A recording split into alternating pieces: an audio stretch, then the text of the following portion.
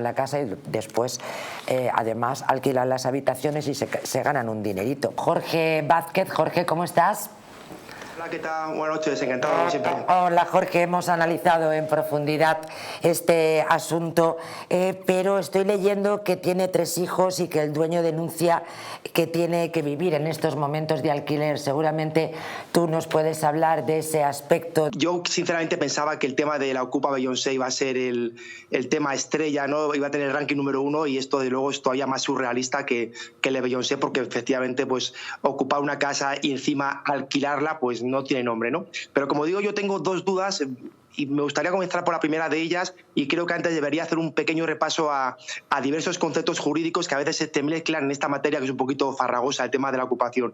Muy brevemente, no sé si lo habéis comentado ya, en el tema penal se puede hablar primero de la usurpación como tal, que es la ocupación de un bien inmueble, digamos, sin violencia de intimidación. El típico ejemplo es el caso del banco, que tiene una casa libre y es ocupada.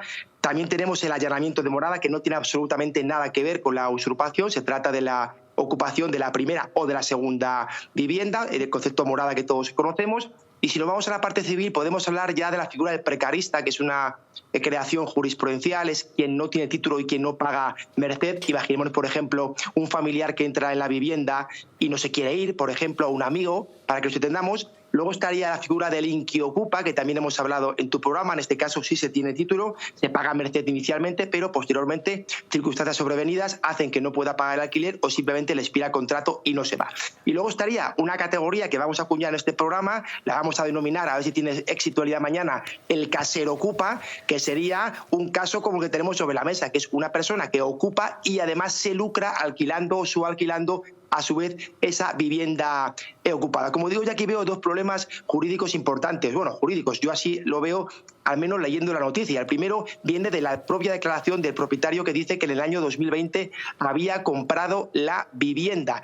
Dice que la compra para ser ocupada inmediatamente como vivienda, que está haciendo preparativos para entrar a vivir y que justo en ese momento, en ese íter, es cuando se produce la ocupación de la vivienda. Yo entiendo que si son así los hechos, que seguramente serán así, no hablaríamos de usurpación, sino que podríamos hablar perfectamente de allanamiento de morada, y las diferencias son total y absolutamente abrumadoras. Primero, el bien jurídico protegido. En la usurpación es el derecho de propiedad y en el allanamiento es la inviolabilidad del domicilio. De manera que si estamos ante un allanamiento se viola un derecho fundamental de manera flagrante y además con continuidad delictiva. ¿Qué significa eso? Pues que la policía lo sabe perfectamente, puede actuar automáticamente si se le da un principio de prueba para recuperar automáticamente esa posesión, y si no, vía juzgado, a través de una medida cautelar, se puede restaurar la posesión de manera automática, insisto, si se tiene realmente interés. Aquí estamos hablando del año 2024, por tanto me da que los derroteros no van por ese camino, va por el camino de la segunda pregunta o duda, y es por lo que tú me preguntas,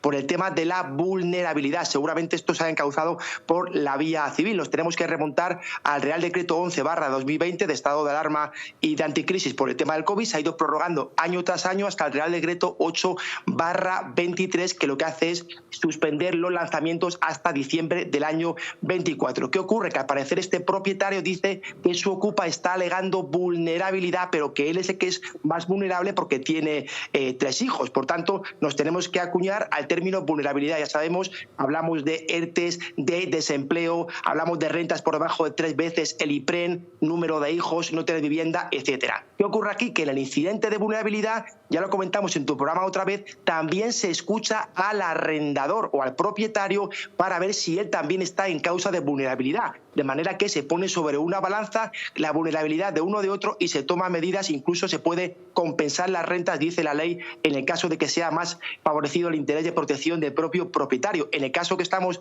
analizando, María José, yo entiendo que parece claro que la vulnerabilidad aquí es del propietario, por cuanto era su vivienda habitual, se iba a meter en ella y ahora está pagando un alquiler con 3 hijos nada más y nada menos, y además con una hipoteca. Por tanto, el otro sería un ocupa que además de no pagar está recibiendo 1.800 euros por el alquiler de 3 habitaciones a 3 estudiantes. En definitiva, más allá de mis dudas, para terminar, sobre esta cuestión, entiendo que la situación es materialmente injusta y esperemos que se restaure pronto la posesión y que esto de el casero ocupa no empiece a ser una moda y tengamos que hablar más de esto en tu programa.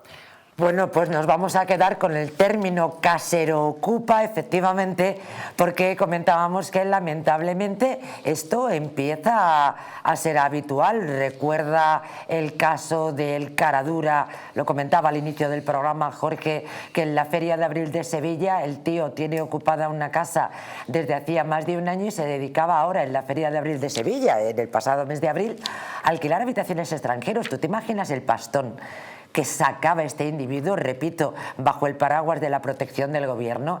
Es algo tremendo. Jorge Vázquez, como siempre, es un gusto y es un honor escucharte. Muchas gracias. Igualmente para mí, un saludo para todos. Gracias, querido. Qué grande es, ¿verdad? Sí, permítanme que es extraordinario, siempre es extraordinario, siempre tiene algo que aportar Jorge Vázquez. Por eso siempre les digo que lo mejor de este programa son sus colaboradores, son sus invitados, sin la más mínima duda.